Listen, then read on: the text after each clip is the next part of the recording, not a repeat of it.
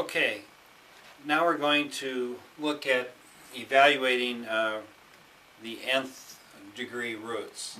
So if we have, like in this example where we have a radical symbol and we have an n here and an a here, and so if n was 2, it'd be the square root of a, or 3, it'd be the cube root of a. So if we look at when n is even, such as square root, when a is negative, there's a negative inside this square root, there are no real roots. If a is positive, there are 2 real roots, a plus and a minus square root of a.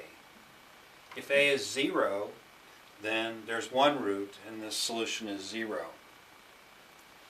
So that's when we have an even n. So when n is odd, such as a cube root of a, when n is odd, if a is negative, we have 1 real root.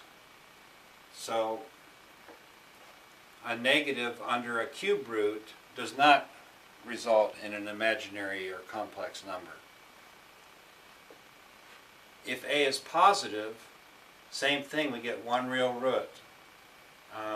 For instance, if we take the cube root of 1, and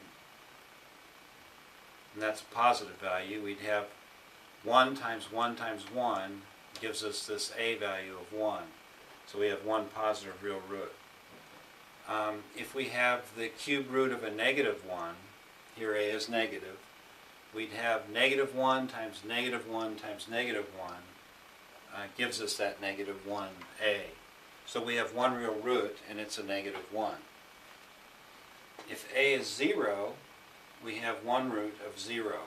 0 times 0 times 0 equals 0. So, to sum it up, when the n is even, negative numbers, you can't take the square root of a negative number without getting an imaginary number, or no real solution. If you have a positive under the square root, then you have 2 real roots, a plus and a minus of this, and a 0 results in a 0. So that's when you have an even degree.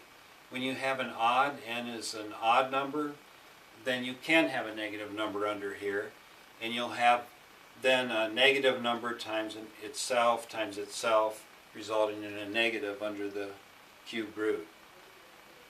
If it's a positive number in here, then you have 1 real root as well. The example I just used.